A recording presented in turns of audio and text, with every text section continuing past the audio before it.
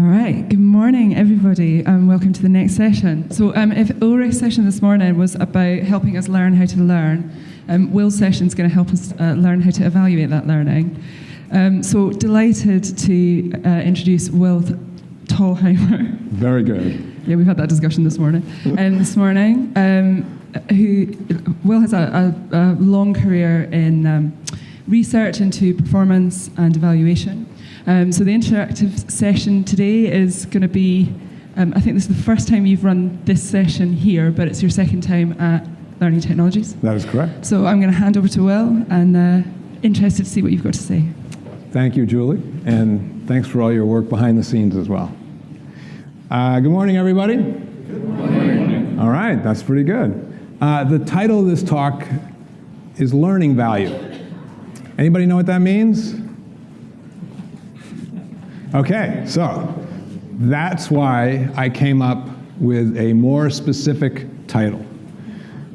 Partially so you can decide whether you really want to be here or not. This is the title. It's a little bit gentle, but what our stupid evaluation models aren't telling us and what we're going to do about it. Okay, so we really need to be bold in regards to learning evaluation because the truth is that we're not doing a very good job, and we haven't been doing a very good job around evaluation for many, many years. Let me show you some data that will crystallize this for you. This is from Toward Maturity. They surveyed learning and development leaders, and 97% of them want to improve the way they gather and analyze data on learning impact. Now, if you've ever done any surveying, if you get above 90%, it's like a movement. It's like a revolution. To get 97% is like everybody except the crazy people. So, clearly we have an issue. So let me tell you what I'm going to do today.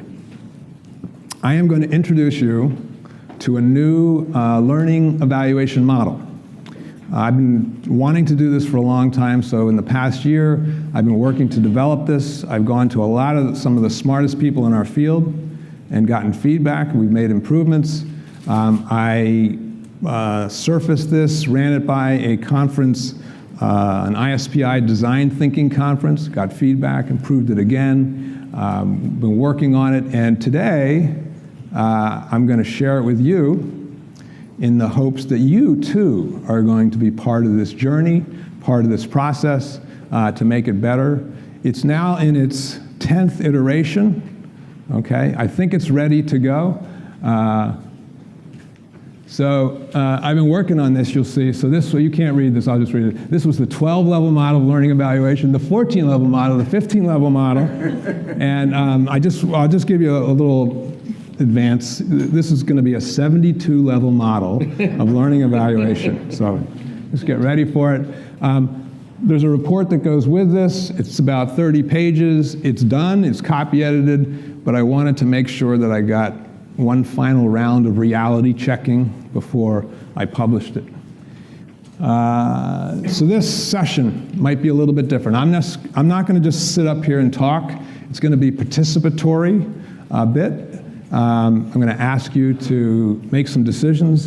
I'm going to ask you to review some things. I'm going to ask you to think about some evaluation models we've used in the past and think about the new one as well. So, with that as an introduction, the title may not have been clear, right?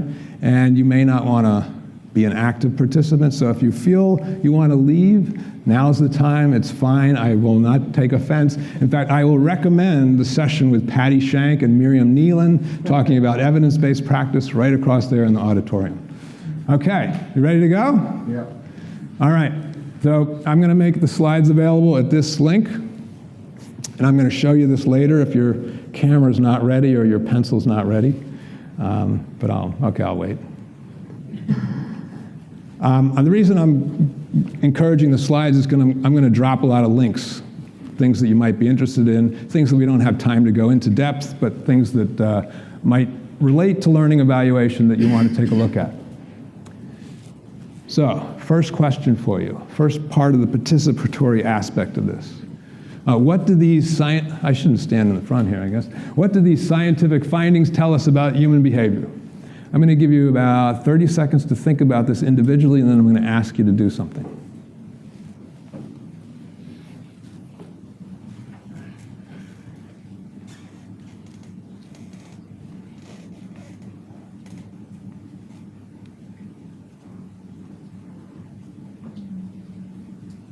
Okay?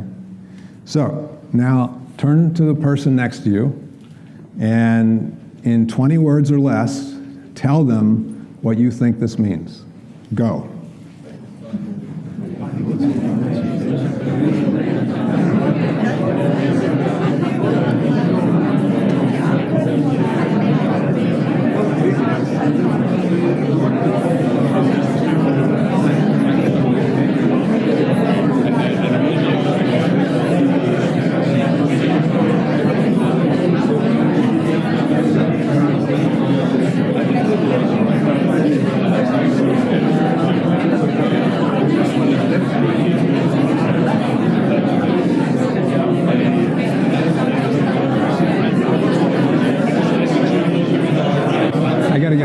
Audience. They're pointing. I love it. I got to get a picture of the audience.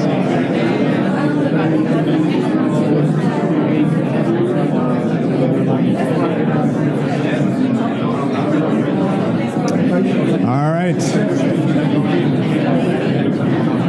All right. Wait a minute. Wait. I've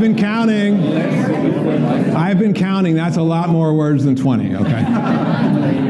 All right, don't try to get away with stuff. All right, so now you probably had many different thoughts about this. In a room with so many brilliant people, there's probably many varieties of thought on this. I really wanted to get your brains working. I'm going to tell you what I think it means. I think it means that human beings are influenced by the stimuli in their environment. They are triggered, they are affected, they're impacted. Our thoughts and our behavior are influenced by that thing. So we, human beings, would like to think that we are very proactive. But the truth of the matter is, we're very reactive. Some of the stimuli that comes to us, we process consciously. We think about it. We pay attention to it. But a lot, in fact, most of the stimuli that influences us comes to us subconsciously. We don't really notice that we're paying attention to this. Now, some of what we're consciously process, we filter stuff out through our biases, the way we look at it. Let's look at an example from the psychology of traffic. If we want people to slow down, we might put up a sign. Doesn't work that well. Traffic engineers have tried this out. What do they do instead? What really works? They narrow the roads. They allow cars to be parked alongside of the roads or trees to be put up right near the roads. These send subconscious signals to us that influence our driving behavior. When we look at an advertisement, this is a heat map of where people look on an advertisement. We look at certain parts of it. The advertisement, the cues, the stimuli influence what we look at, what we pay attention to. There's this great research, it's called, the researchers call it implementation intentions. I just like call it triggering, which is why, this is not because I'm an American and we have a lot of guns over there. Basically, if we think proactively, people have goals and they're gonna try to reach those goals. That's sort of the proactive side. That works pretty well, but it doesn't work as well as creating situation action links or these implementation intentions.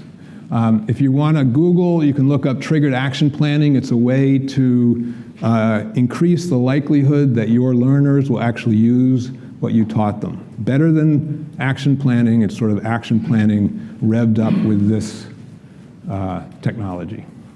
Stealth messages are messages we send without appearing to be intentionally persuasive. They're baked into our practices. They have persuasive power. Let me give you an example. I've become known for my book from a few years ago, Performance Focused Smile Sheets. This is an example of the kind of happy sheet question that I would recommend. So let me read this to you. After the course, when you begin to apply your new knowledge at your work site, which of the following supports are likely to be in place for you? Select as many items as are likely to be true. I will have my progress monitored by my supervisor in applying the learning. I will have someone to coach or mentor me. easy access to a course instructor, job aids. I'll be periodically reminded of key learning concepts. So this question as a whole sends messages. It sends a message that after training follow-through is really important. It also sends some specific messages, like supervisors might be really important, or coaches, or job aids, or being reminded might be very valuable. This is from ISPI, International Society for Performance Improvement. They have a conference session feedback form, and they ask 2 questions on there about research. Their brand is all about research and rigor, and so their conference session evaluation sends messages that research is very important. Messages to the audience that this is who we are, and messages to the speakers so that they incorporate more research into their presentations. This is one of my favorite quotes about this. Gary Rumler put a good performer in a bad system and the system wins every time. And there's variants of this by Stephen Covey, Deming. So the system is a bunch of cues and stimuli that influence us. Okay, so we also have models within our own field. Anybody heard of the ADDIE model? It's sort of a new thing. But ADDIE models goes like this. It sends some messages, right? So it sends the message that we probably ought to do some serious assessment in the beginning, and we probably ought to evaluate at the end. Now, some of the messages from this model are very useful. So, some of them are not so useful. One of the messages is that it's sort of a linear process. But we know that that's not the best way to do it. We should be iterating. So again, models send messages as well. And what we're going to do today, I'm going to ask you to evaluate some of the models in our field, evaluation models, and see what messages they are sending us. Yeah, okay, we can send messages and we can get dressed up, I guess. Okay, so my first learning objective, number 1, is we humans are under the influence of situations and our tools, okay? Hopefully I got that across. Those of you who are instructional design geeks will recognize this as an enabling objective, because it's not the main point, but, I just want to recommend this video to you on learning objectives. It will change the way you view learning objectives, and if I must say so myself, okay? All right, so, there's 3 reasons to use measurement in learning: to demonstrate the value, to support our learners in learning, and to improve the learning. I'm going to be my work focuses mostly on this one here. You notice these numbers? These are sort of the priorities that I've seen out there. Most of the time, we ask learning professionals, what does your organization want from you? They say, number 1, they want us to demonstrate the value. Number 2, this. Number 3, this. Sometimes we don't think about this. I want to reemphasize this. If you think about it, if we don't do this, how are we then supporting our learners in the best way possible? And how are we really creating the most value? Okay, so here's a question for you, and you cannot call out the answer, okay? That will ruin everything. All right, so who created the 4-level model of learning/training evaluation? And your choices are, I have no idea, I can make a good guess, it's a stupid question, everybody knows this, I learned this within the last few days, or, oh my God, I can't believe the news. Okay, and when I do this last one, this is not about the news generally, this is about the news and learning evaluation. Okay, as an American, I feel I have to say that. Okay, so, all right, let's take a vote. How many have no idea? Awesome, I love honesty. And look, it's the people in the back that have no idea, because you guys are the most honest. These folks up here, they're a little bit less honest. Okay, I can make a good guess. Awesome. Stupid question, everybody knows this. Okay, some people are raising their hands multiple times. I learned this within the last few days. Oh, learning is great, okay. Oh my God, I can't believe the news. All right. Okay, those folks are my groupies, all right. Okay, so, all right. How many of you who said you know this or guessed this think it is Donald Kirkpatrick? Raise your hand. Okay. Sorry. You are wrong. Okay, we all have heard of the Capattrex 4-level model. Reactions of our learners, learning, on-the-job behavior, results. Typically talked of as organization or business results. So this is the person that really created the 4-level model, Raymond Kitzel. And this is an article from 1956. According to Raymond Kitzel, a well-known authority in the field, the evaluation of a training program falls into a hierarchy of steps that can be briefly stated as followed. So it's step 1, 2, 3, 4. These are completely consistent with the Capattrex 4 levels. Now, who wrote this article? It was Donald Kirkpatrick wrote this article. So Kirkpatrick cited Kitzel in 1956, but his famous articles are from 1959 and 1960. And after 1956, Kirkpatrick never mentioned Kitzel again. And if you're interested in this story, you can read about it at that URL. That was published 2 days ago. So now I am going to refer to it as the Kirkpatrick-Kitzel 4-level model.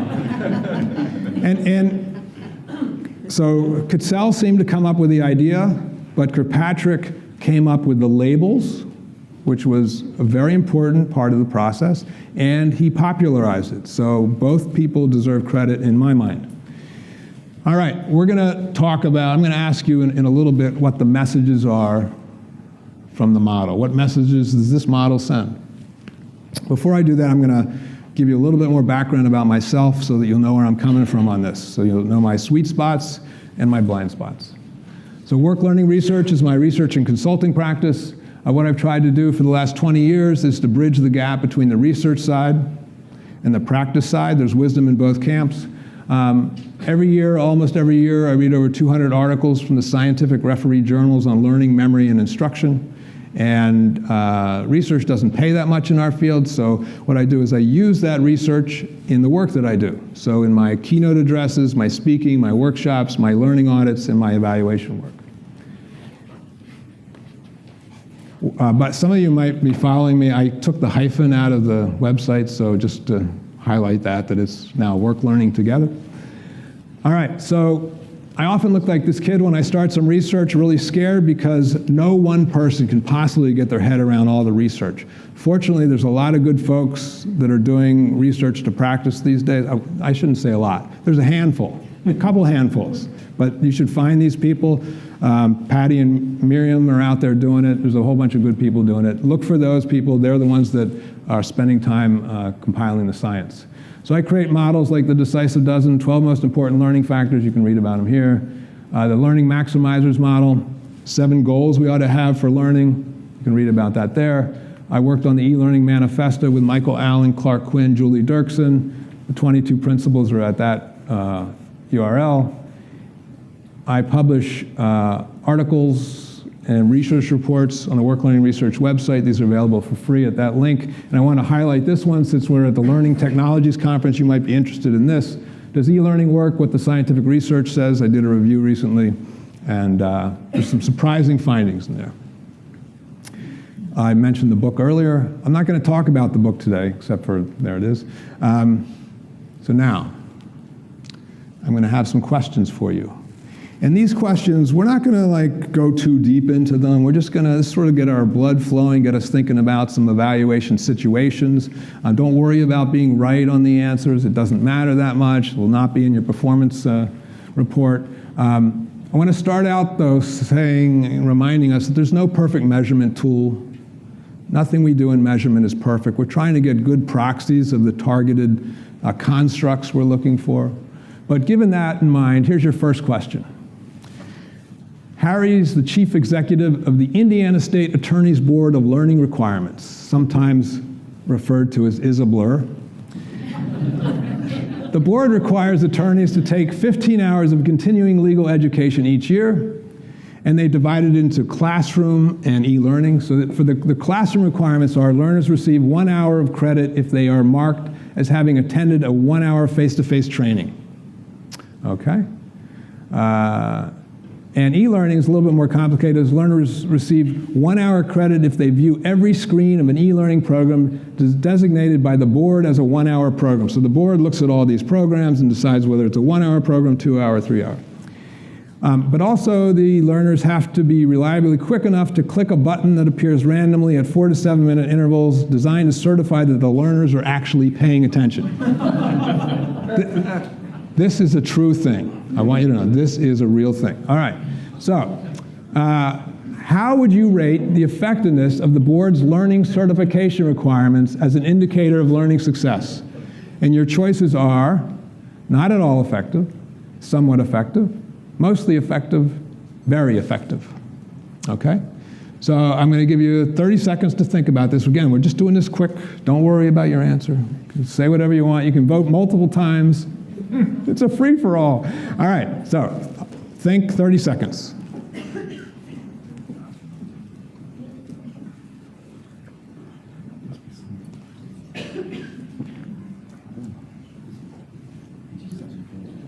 All right? Is that 30? I don't know. I'm not counting. How many people say not at all effective? All right. How many people say somewhat effective? Mostly effective? Very effective. Okay. So I'm going to be saying that it's A or B. Here's the thing. What they're measuring is attendance and attention. People can attend something but not learn. People can pay attention to something but not learn. So as a measure of learning success, it's not very good. All right. Sandra is the Chief Talent Development Officer for a giant multinational digital services company. Recent talk of AI and big data. Is it okay if I talk about these things? Okay. Has gotten her team thinking about how learning and development can marshal data to improve learning analytics. They work first to measure learning within their social learning tools. Okay. And they're not measuring everything, just their social learning tools. They keep track of the number and length of discussion contributions, the keywords that are used by people in those, and they're typing in stuff, conversations that were joined, and replies that were generated. How would you rate the effectiveness of the metrics captured as an indicator of learning success? And we're going to give you the same choices. You've got 30 seconds again to think, and then we'll take a vote.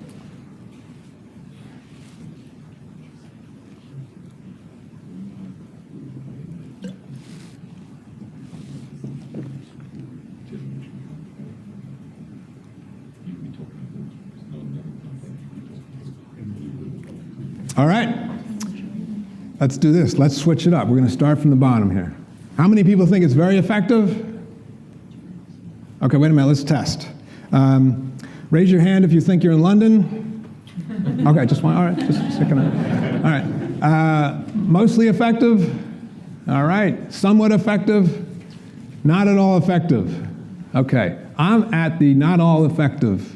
Okay, so what we're measuring here is people's activity, their participation, but people can participate, they can do something, but they cannot learn, they may not learn. So as an indicator of success, not very good. What about Trevor? Trevor was recently promoted into a new position, the Director of Learning Evaluation for an integrated health network. For those of you, because that's an American thing, and it's just a messy thing, and it doesn't work that well, but that's what it is, okay? After a month of talking with key stakeholders and examining the past few years' evaluation results, Trevor gathers his team for strategic planning. That sounds good. After several weeks of researching options, Trevor's team decides to improve their evaluations by, first, reframing all their survey questions to be learner-centric, in other words, stated from the learner's viewpoint, and having their survey questions focused on all 4 levels of the Capattrex model, and adding a Net Promoter Score question to gauge customer or learner satisfaction. Now, the Net Promoter Score asks people, how likely are you to recommend this course, this learning intervention to others, all right? So, how would you rate the effectiveness of Trevor's team's new measurement approach as an indicator of learning success? We have our same choices. I'll give you 30 seconds and we'll take a vote.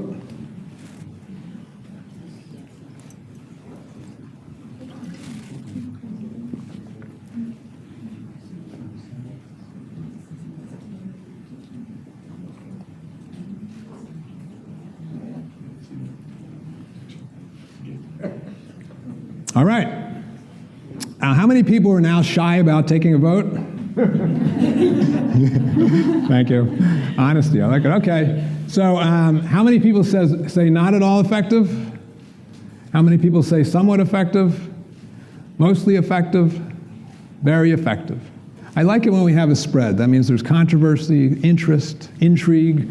Okay, I think this is not at all effective or somewhat effective. Here's the problem. When we have questions from a learner's standpoint, it's a problem because learners don't always know their own learning. There's scientific research about that. When we ask learners, if we try to take survey questions and ask learners about like level 3 and level 4, it's still a survey. It's still asking the learners. It's still level 1, so that's really not good. And the Net Promoter Score focuses on sort of satisfaction, and there's some scientific research to show questions like that don't make a difference. So it's completely, all three things are bad. And let me show you the research on this. So this is 2 meta-analyses that were done looking at over 150 scientific studies, and they tried to correlate smile sheet or happy sheet results with learning. And they found a R of 0.09, which if you know your statistics, anything below 0.30 is a weak correlation. 0.09 is virtually no correlation at all. So doesn't tell us anything meaningful. We also tend to use Likert-like scales. We take these responses, we put a number on them, and as Schrock and Coscarelli, authors of a classic text on learning measurement or on measurement, said, this resulting scale is deficient, and the response words are open to many interpretations. And mathematicians and statisticians tell us that you're not allowed to take nominal data and turn it into ordinal or interval data. It's not allowed. It's illegal, but it's the basis for our measurements. We do it anyway. And here's the research to show that learners don't always know their own learning. 2 recent reviews emphasize this. What that means is when we ask our learners questions, we have to be very careful to design them in such a way that the learners can give us meaningful data, not data that is superfluous or tangential. And this is often, well, let's take a look at level 3. So these are questions that we might ask our learners in a Likert-like scale. I will be able to apply what I've learned to my work. Okay. Some vendors will tell you that this is a level 3 question. It's not. It's a level 1. When you ask learners question, it's a level 1. And you can read about this at this URL right here. And you notice it says biggest lies. All right, so in the book, I talk about 9 reasons for smile sheets, for happy sheets. And just going to simplify it here. The reputation of the learning is where our traditional smile sheets focus. My work with performance-focused smile sheets is focused on the effectiveness of the learning, and hardly anybody uses the other kind of questions for the most part. So this is where we typically go, and a lot of people ask me, well, Will, our learners aren't going to really like this if we ask different type of questions. Is that true? Well, we did some pilot testing on this in 20 different learning evaluations, and the percent of learners saying they like the new questions better than the old questions is 80%, and 90% said they like the new questions equal or better, so it's simply not true that learners won't like them. They do like them. So here, let's do a summary so far. Harry measured attendance and learner attention, and Thalheimer says, no good. Sandra measured learner activity and learner participation, no good. Trevor measured learner satisfaction and the reputation of the learning, no good. Whew, maybe Audrey Hepburn can save us. Now, this is a true story. Now, Audrey was named after the actress. She's the head of learning analytics at a giant multinational based in London. Senior management is concerned with Brexit and asks every department to double down on measuring their results. Audrey decides to upgrade her company's happy sheet to the new standard. But more importantly, she decides to add rigorous testing. By the way, what is the new standards in style sheets? What are those called? Performance-focused smile sheets. Okay. All right. More importantly, she decides to add rigorous testing for her company's most important courses to ensure that they can demonstrate at the end of a training. that employees can recall key concepts and terminology. She plans an off-site early morning meeting to discuss the results with her team to enable her to meet her company's concerns about Brexit. Is it okay for an American to talk about Brexit? Is that? Because I know you guys got problems here, but you know, anything you've got over here, we can trump you. All right. So I want you to forget the performance-focused Smile Sheets initiative and focus only on the rigorous testing regimen Ms. Hepburn has put into place. How would you rate the effectiveness of this testing approach as a learning evaluation methodology? I'll give you 30 seconds to think about this.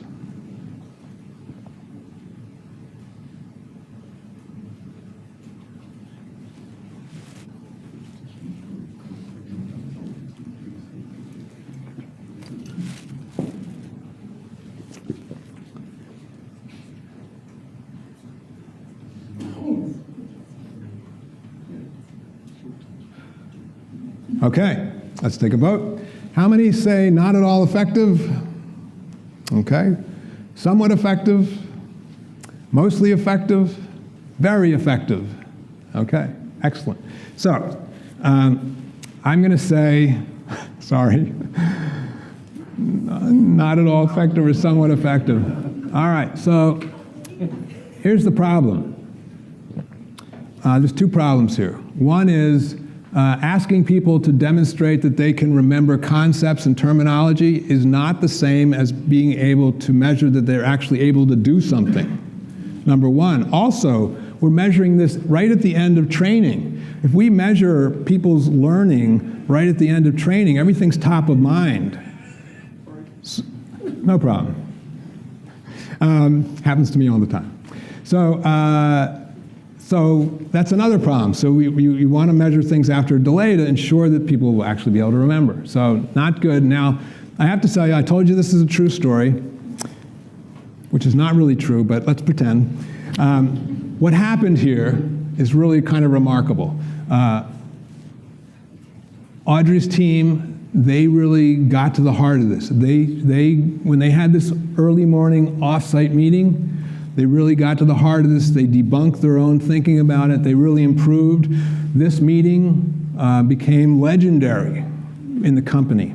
Not only because Audrey was able to serve breakfast for her folks at Tiffany's, but also because of the dealing with this Brexit issue and the learning side is really important. In fact, this meeting became so legendary that it got a name, and it was called Brexit at Tiffany's. All right. All right, listen, you have to have, when you're going to present, you have to take some risks, and that's what. All right. So, Audrey Hepburn, Breakfast at Tiffany's, okay. Learning recitation of facts and concepts, not good enough. Okay, so let's complicate this a little bit. This is some research by ATD and I4CP, and you'll notice they divided into technology and classroom training. Notice that most of what we do is levels 1 and 2. And all the examples I've showed you so far are either level 1 and 2 or level 0. Okay? That's the kind of stuff we do normally. A lot, you know, we tend to default to some bad methodologies. All right, let's maybe Winston can save us. Winston is the Director of Assessment and Evaluation for a global financial services firm. As a former financial analyst, he knows the importance of business results. Over the past 6 months, he's directed his team to focus all learning evaluation efforts at proving the business benefits of their training efforts. They've rolled out a pilot effort focusing on measuring training's impact on financial results. They've gone as far as comparing business results pre- and post-training. Winston is confident that soon he'll get the go-ahead from management to roll out the approach across the company. How would you rate the effectiveness of Winston's team's new measurement approach as a learning evaluation strategy? 30 seconds. Actually, I'm going to give you an opportunity to discuss this with other folks. So take a few minutes to discuss this, and then we'll take a vote. You don't have to vote as a team. You can vote individually, but take some time to reflect on this. Go ahead.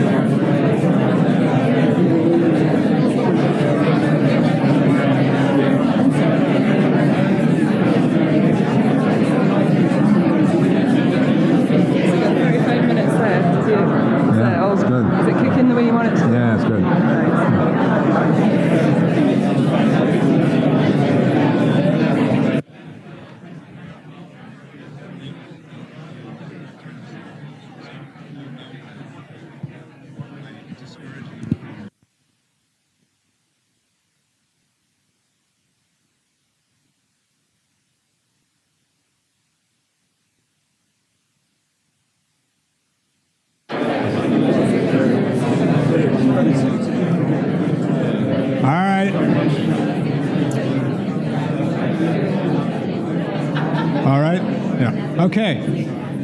So it's now time. You've had a chance to discuss it, but it's now time to make a public commitment to one choice. How many people say not at all effective? Okay. Somewhat effective? Mostly effective? Very effective. Okay. So now, that's interesting. Okay, great. So I'm in agreement. I think there's a problem here. And I'm going to get into the problem. But it's good to focus on business results. There's a couple issues here. Number one, you never want to, like a pre and post test is a little bit dicey. If you're really going to look at business results, you really need a control group, because you could, let's say the economy improves between the pre and the post, and it has nothing to do with the training, so then you get into some issues. But also just focusing on the business results means we're missing out. So not good enough. So this is a little diagram I like to use. It's partial part of the learning landscape model. We focus on learning, then people remember what they've learned on the job. This is the learning situation, this is on-the-job performance, these are the outcomes. And then if they remember it, they can use it in their work, and then we get the results. So if we measure level 3, 4, and 5, that's what Winston was going to do. Look what we're missing. Look what we're not measuring. So let's say we get some bad results over here. Do we know why? No, we're left in the dark. So what's interesting, what do we as learning professionals have the most leverage over? The learning and the remembering. So if we don't measure those things, if we only measure the higher levels of the Capattrex model, then we can have some difficulties. We can create some blind spots for us. Okay, so now, what's this person's name? Ketzel. Excellent. All right, so now I'm going to ask you to think about and find a person next to you to talk about the messages that the 4-level model sends. Okay? And be, it's brainstorming mode. No right answers, no wrong answers. Just see what you think. What messages does this send? Remember we looked at the ADDIE model and it sent some messages? So what do you think? I'm going to give you a couple minutes to think about that, and we'll come back and I'll ask for some responses from the audience.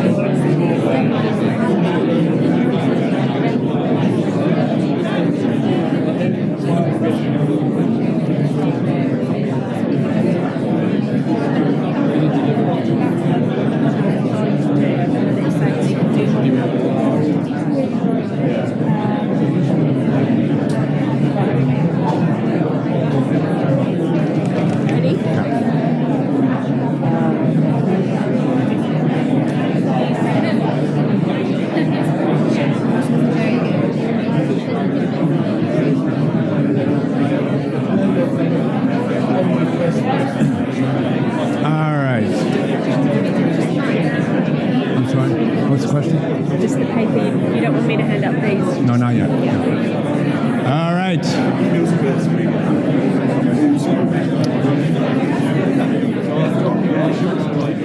Okay. So, now, remember when I talked about ADDIE and some of the messages were helpful and some were not helpful? Could be the same here. So let's focus on the beneficial messages first. And Mandy is going to be running the microphone so that we can get you your audio on tape for all eternity. YouTube, you'll be famous. Okay, so what beneficial messages do you think the Kirkpatrick cell model sends? Okay. Well, there's 4 levels, and it's the message I get is there's some merit at measuring at each level if you can. So try to measure each level. Yeah. Okay, great. That's great. Yep.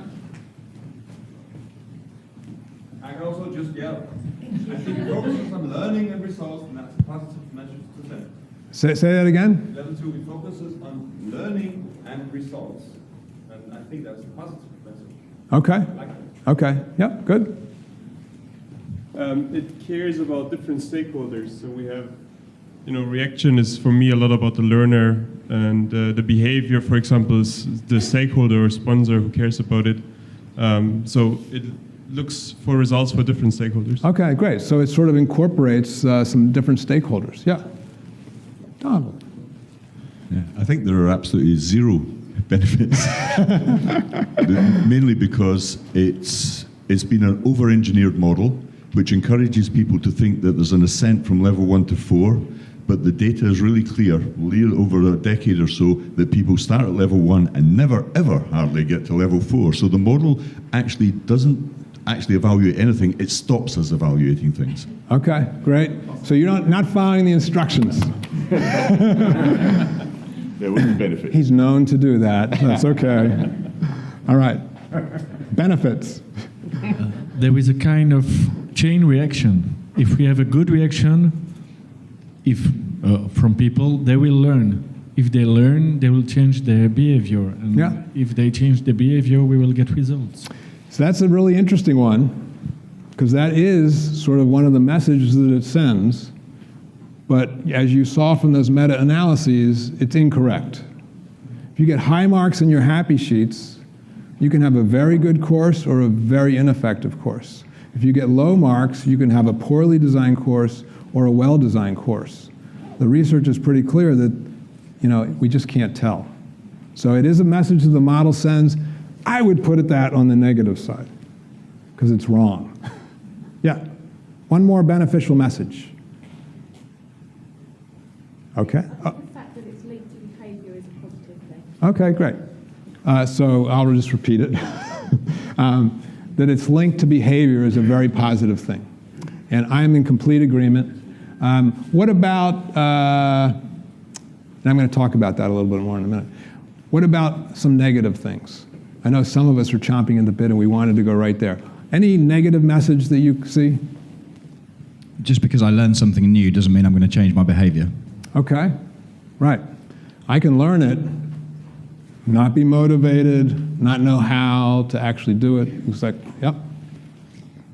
You can do all of that really well, learn, have a positive attitude, change your behavior, but if the external environment is such that it's negative, then your results aren't going to change. Okay, so. And that can be really detrimental then for future learning for your learners. Yeah, and let me piggyback on that, because oftentimes in practice, nobody ever measures level 3 or 4. So we can sort of be fooled.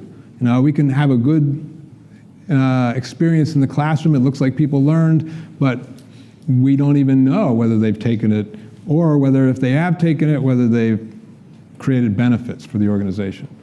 Yep, there's another one right behind you. It just implies, as we've already sort of heard about, this kind of progression. There's nothing iterative about it or anything to do with sustained learning or behavioural changes. And so it's a kind of level rather than a kind of spiral with things impacting from outside as well. Okay, that's great. What else? One more. He was first. I saw his hand go up just a second. I think in practice, it seems to reinforce this divide between training and development and the operation. Oh, okay. So training and development measure level 1 and 2, the operation disregard all of that and then measure nothing. And then they make this hilarious leap between training and development and business performance. So it just kind of reinforces this cycle of total. So the silo effect. Yeah, that's great. Okay, so I have my thoughts on this. So some beneficial messages. It suggests we should not just focus on learning, but also on the outcomes of learning, especially job performance and organizational results. This, I think, was one of the great contributions of the Kirkpatrick-Cattell model. And it helped the field change from one focused on the classroom and training to one focused on pushing us toward performance improvement. A major paradigm shift over the years. So really important. It hints that learner opinions are not sufficient. It puts those down at level 1. And those should be viewed as lower priority than the other learning outcomes. And it tells us that learning, on-the-job behavior, and organizational results are interdependent, so that level 2, 3, and 4 are interdependent. We've seen that it does imply that one is related, which is not true. But those other three, some harmful messages. And by the way, in the research report on the new model, I have a lot more examples of this, but fails to disabuse us of ineffective evaluation practices such as giving credit for attendance, completion, attention, or participation. It's completely silent on those. It ignores the role of remembering. Remembering's like one of the most fundamental things about workplace learning. We ought to focus on that, but it says nothing about that. It fails to differentiate different levels of learning outcomes. So when talking about level 2, it talks about learning, but there's learning as like regurgitation of facts. There's also learning as the ability to make decisions and to actually complete tasks. And it makes no distinction there. And so what we've often done with it is we look at it, how do I check off the level 2 box? I ask some stupid quiz questions about meaningful terminology, meaningless terminology. It implies that levels 3 and 4, organizational results and job performance, are more important to measure than level 2 learning results, despite the fact that we as learning professionals have more leverage over learning. It's one of my big pet peeves. Clark Quinn and I had this great debate about the Kirkpatrick, it was then the Kirkpatrick model, and it's a lot of fun, and you can go there if you're interested in it. Okay, so one other thing, this is Will's opinion so far, but I wanted to show you I'm not alone. Dr. Clark here, of course, also. But this was a great research review. The Kirkpatrick Framework has a number of theoretical and practical shortcomings. It is antithetical to nearly 40 years of research on human learning, leads to a checklist approach to evaluation, and by ignoring the actual purpose for evaluation, risks providing no information of value to stakeholders, which is pretty damning. Now, they did say, well, if you're in the field, you probably ought to frame your discussions of evaluation with the Kirkpatrick model, but because everybody knows it, but still, they sort of warn against it. Okay, so now I'm going to introduce you to the learning transfer evaluation model. And I know you can't read that, but I call it Eltham, and we're going to hand out the actual model itself in beautiful color-coded format. As they're handing it out, I'm going to go over the different levels here and talk about them individually so you can actually see them.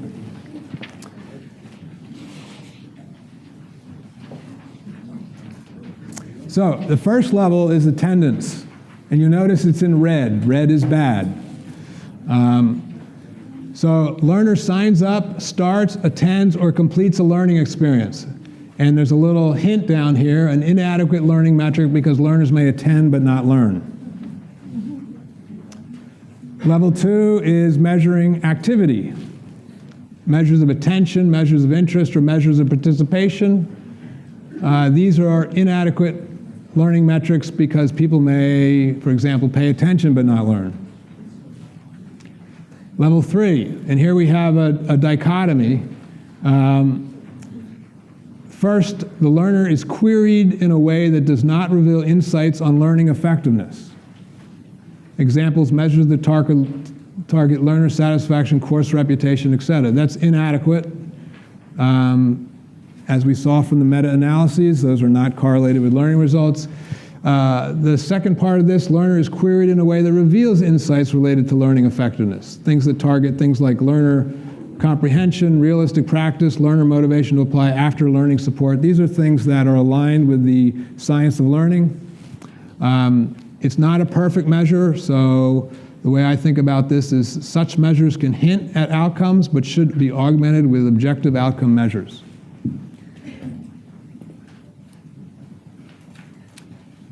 Did everybody get one of the sheets, by the way? No. Okay, sorry.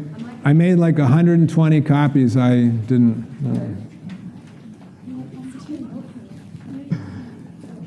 I will. Okay. I will. Well, I'm gonna put it up on that website where the slides are going to be, so you can get a copy. If you can just share for now. Level 4, knowledge. Learners answer questions about facts and terminology. And we have 2 levels of this, and this is a really important distinction. So we've got knowledge recitation, meaning people are regurgitating facts during or right after the learning event. We also have knowledge retention after several days or more. So this really gets at the distinction between understanding and remembering.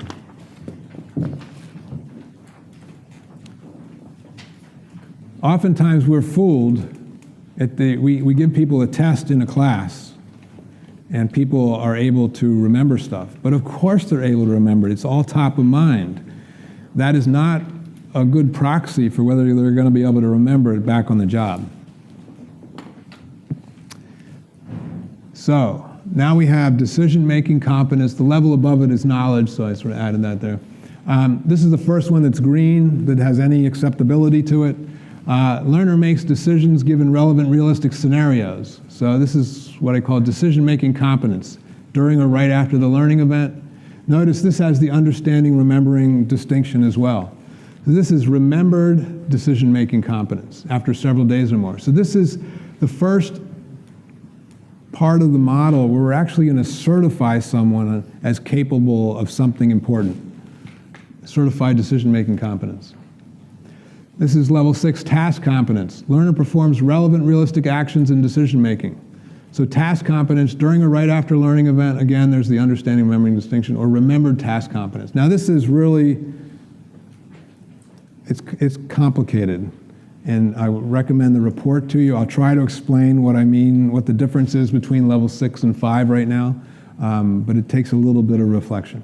I'm going to do my best now, but I'll probably fail.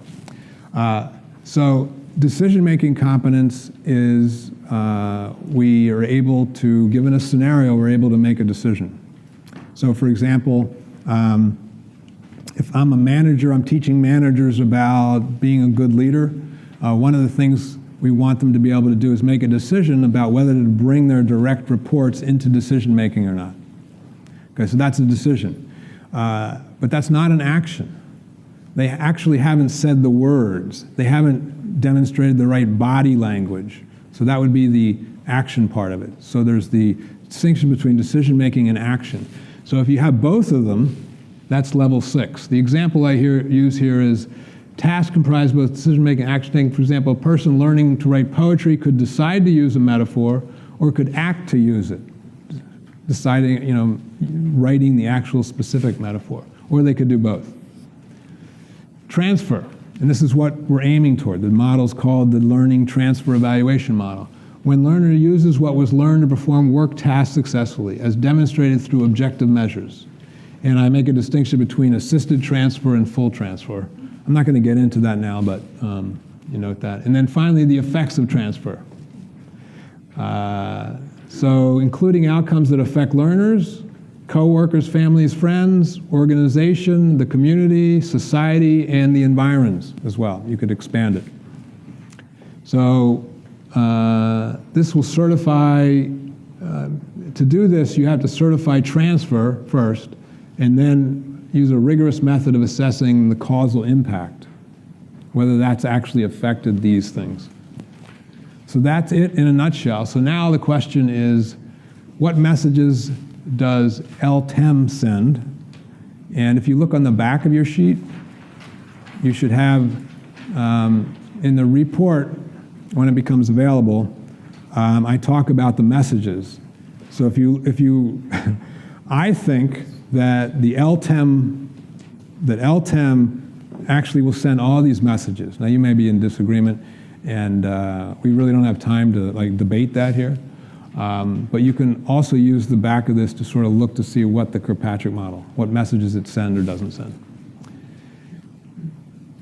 So here's some of the messages an evaluation model should send. And I'm just putting these up here for the people that access the slides later that haven't been here, because you have a more full list. But I'll just go through a couple of them. So just because learners engage in learning doesn't mean they will have learned, therefore measuring attendance is an inadequate measure of evaluating learning. Just because learners can recite facts and terminology doesn't mean that they know what to do, therefore measuring knowledge recitation is an inadequate way of evaluating learning. So the whole idea here is that our models should convey messaging that's helpful. If they convey messages that aren't helpful, we should improve the model or get rid of it. So what I've tried to do is to make a better model. I'm sure it's not a perfect model, and hoping to get your feedback. So this is the report. It will be available shortly. You can go to this URL to sign up for my newsletter, so when it comes out within the next month, I'll publish it. You can sign up for that. Yeah, and it does say eat spinach as part of my thing. So now, let me see what time it is. Okay. Okay, great. So I'm going to give you 5 minutes to work with the folks around you and think about what implications would LTEM have in your organization if you began using it. And please think about what would happen, think about the benefits, think about the obstacles as well. Okay? So I'm going to give you 5 minutes to talk about that, and then we'll bring you back.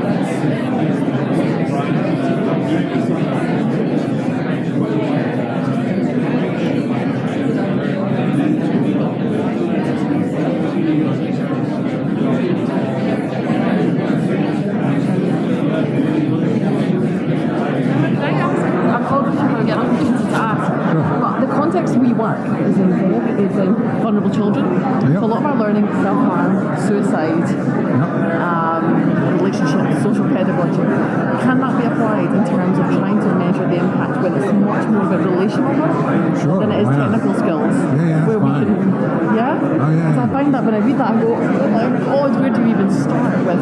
Well, it's right. Well, you think about what outcomes you're aiming for, right?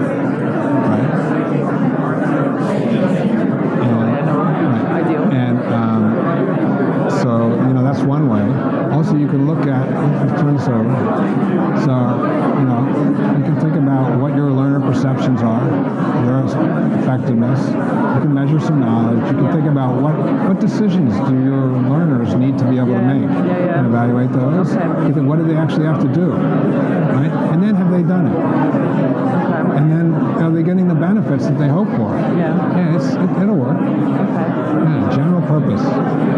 But I mean, measurement in general is difficult. So I know. I just want to bury my head in the sand all the time. So this has just been incredible for me. Oh, good. Well, thank you. Enjoyed it. Yeah, great.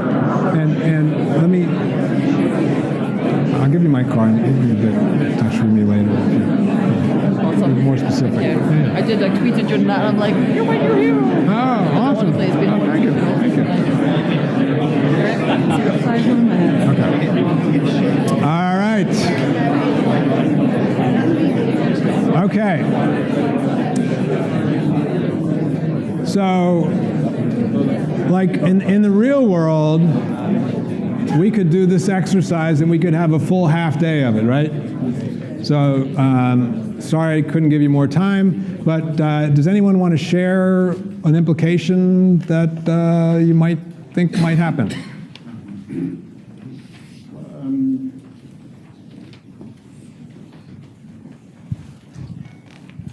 Actually, we had a discussion because we have two different perspectives from e-learning vendors and a company that we may actually be selling products to. What we were thinking was, well, two things: how very often companies just don't want. We propose evaluation, they don't want to. So often, because of the complexity, I'll be honest, it doesn't quite seem like this is going to be an easy thing to apply at the moment. So, we would be looking to try and find a nice simplified version of it. But the other thing that we were saying, which I think was a key thing, is that actually us selling e-learning, we can only get up to kind of level 5 or 6, something like that. We can show that people know how to make the decisions. We show that they can apply them, but can they actually speak to someone? Can they, can a salesperson discuss and engage with someone? Is beyond what we can actively measure with e-learning. Yeah. So. And I've talked to a number of vendors over the years about their struggle getting their folks. Now, some vendors are sort of not to be critical, but some vendors take a stance that we're going to evaluate, and it's default. We do that as part of our methodology. When we give you this program, this training, we are going to evaluate because we want to make sure we are giving you as much as we can. But it's true that oftentimes there's a wall between us, and it's very difficult. Great. Yeah, it's probably more of a nuance, but number one, attendance. The model implies that you're not interested in who's attended, whereas in the virtual world, you're actually critically interested on who's attended. Okay. Okay, good.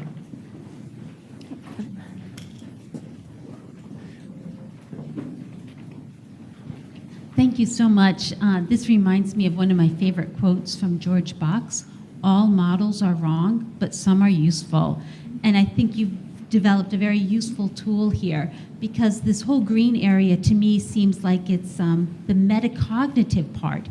I need to have my learner be aware of their own learning. And if you can do that, then they can learn anything.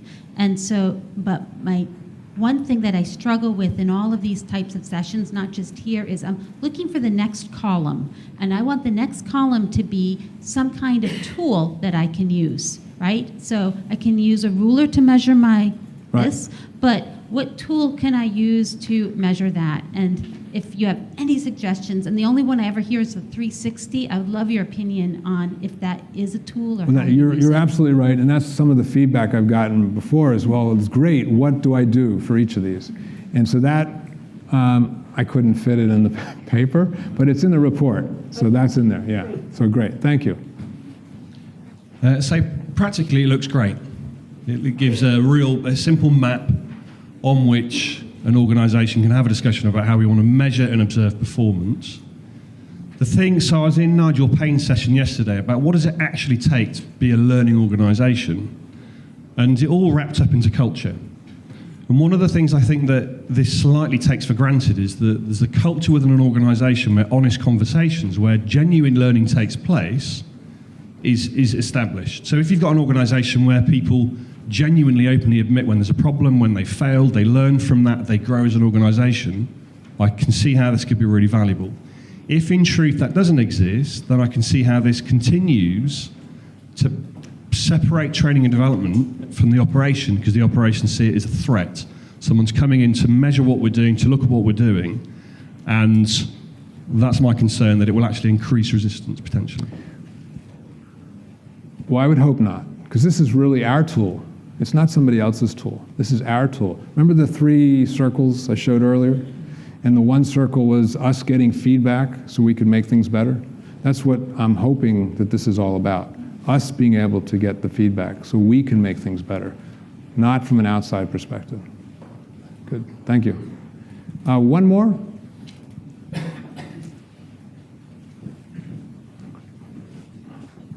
Just some positive feedback, if I may. It's nice to see in the higher level at 8, you're actually looking at a much broader spectrum of measurement, because it's a much more ethical way of looking at the whole thing. Personally, when you just think about ROI, it goes back to the old-fashioned stakeholder wants to make lots of money. It's about the bottom line, whereas, as you've hit the nail on the head there, it's about much more. Great, thank you. So my next question for you would be, what improvements would you recommend? Some of you already said that's great. I'm going to, our time is short, so I'm going to ask you to either come up later and give me your card and we can have a conversation, or go to this website or web page and you can see we have operators standing by. And finally, there's some other links to some other, some of them were already in there, but here's some other additional ones you might be interested in. And with that, there's my information. And let me just finish up with this thought. Evaluation is what enables us to get feedback, to make things better. It's part of our job, I think, as a professional, to get feedback and continue to create sort of a cycle of continuous improvement. Too often in our field, we are left in the dark. We're measuring things at such a low level. We're measuring butts and seats. We're measuring what our learners say about their satisfaction. We're not going much beyond that. And if we're not, if we have sort of these false measures, then we're going to be subject to sort of superstitious behavior. I used to be in a training organization where we were judged, we were a vendor, we were judged on our smile sheets. And we got even trained on how to get applause from an audience, and we were told to do that right before we handed out the happy sheets. All right, you can see the problem there. So it seems like it's essential. We know, and you saw from the data earlier, that we haven't been doing it that well. This model may take off, it may not take off. Many people have failed before. Hopefully it's somewhat helpful.